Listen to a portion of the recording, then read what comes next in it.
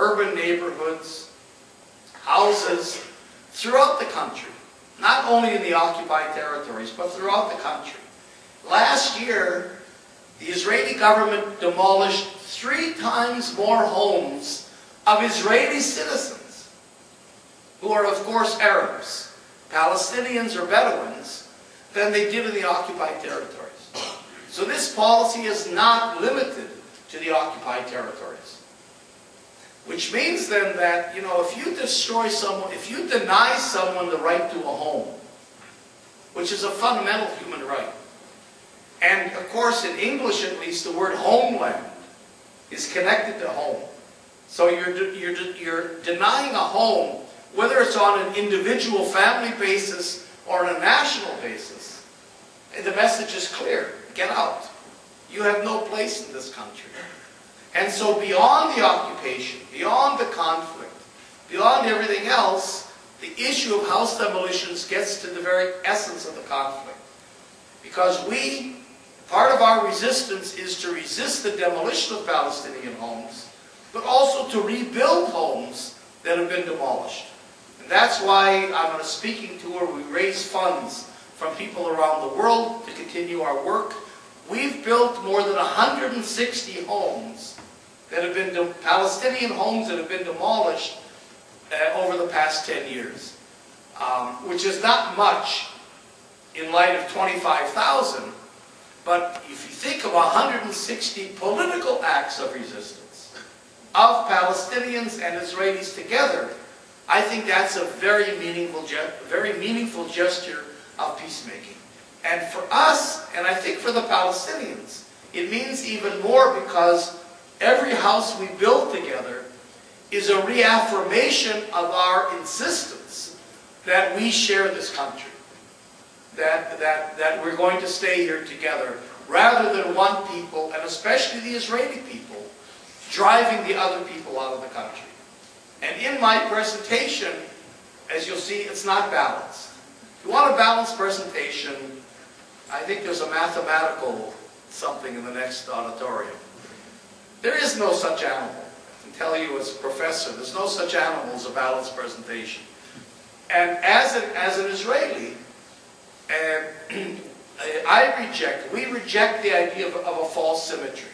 There is no symmetry in this conflict. There's only one state in Israel-Palestine. There's only one army, and it's not the Palestinian army. There's only one occupation, only one occupying power. Only one side is building settlements. Palestinians are not building settlements inside Israel.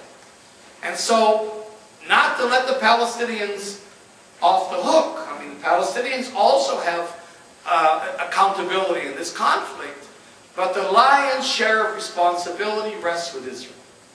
And Israel is a strong party. Israel is the occupying power. And as I'll show you, Israel's policies derive not from security, but from a proactive claim to the entire country. So that in this presentation, it's not fair. But it's not intended to be fair. Justice is not fair. Justice is just. And when you're trying to get to a just solution, if you can't apportion responsibility, if you can't talk about power, and how power is different between different parties, then you can't really analyze very well. So let's begin actually with this. This is a map of what we call the two-state solution. Now, this is the solution to the conflict that is the solution of the international community. This is the basis of what's called the Roadmap Initiative. That's still the initiative, till we hear otherwise. The Roadmap Initiative is led by the United States. So this is presumably the American vision of a solution to this conflict. Take that down.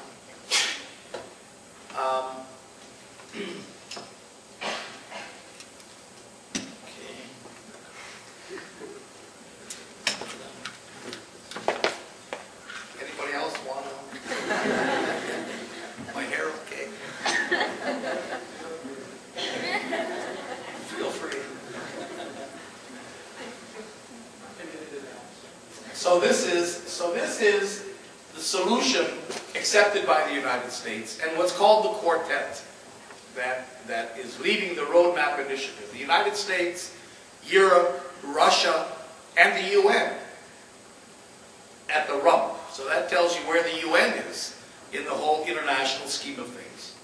So this is a two-state solution that says there should be a Palestinian state next to the state of Israel. That sounds fine until you look at the map. Well, it's a two-state solution, that's true. But it's not exactly a fair and just solution. This is really one country. If we go from the Mediterranean to the Jordan River, it's one country. It's always been one country.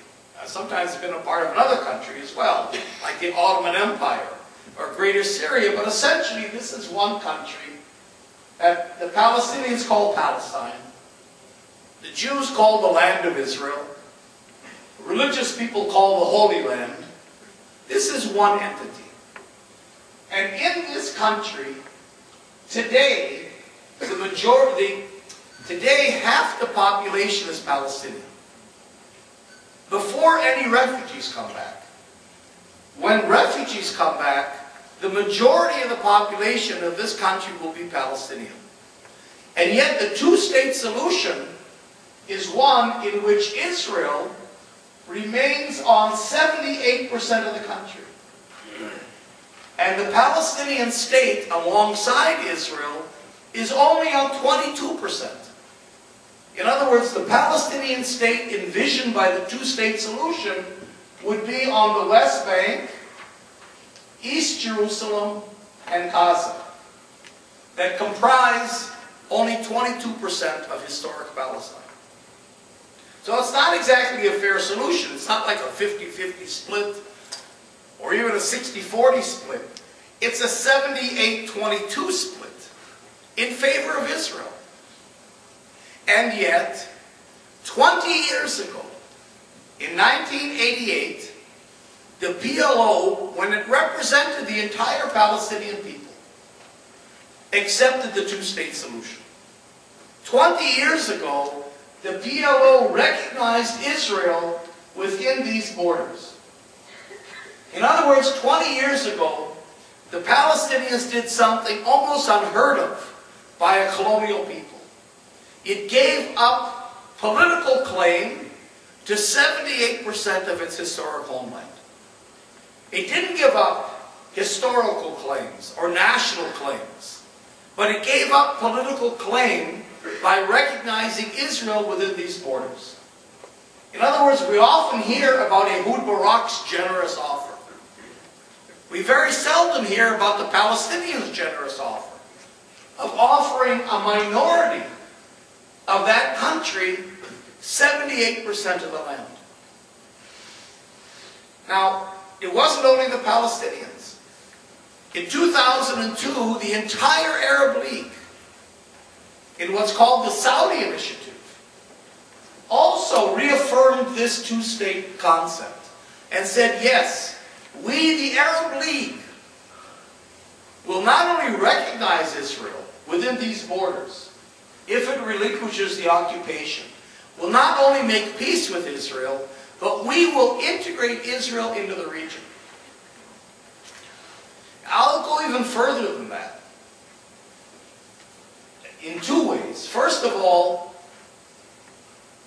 the Saudi initiative can be looked even as something else. You know, the way the conflict is often presented, it's Israel against the Arabs. It's sometimes called the Israeli-Arab conflict, as if Israel and the Arabs are enemies. It's not really true, at least certainly not in terms of governments. Because, first of all, as we know, Israel and Jordan in 1948 went into the war together. Both of them cutting out the Palestinians. But beyond that, the so-called moderate Arabs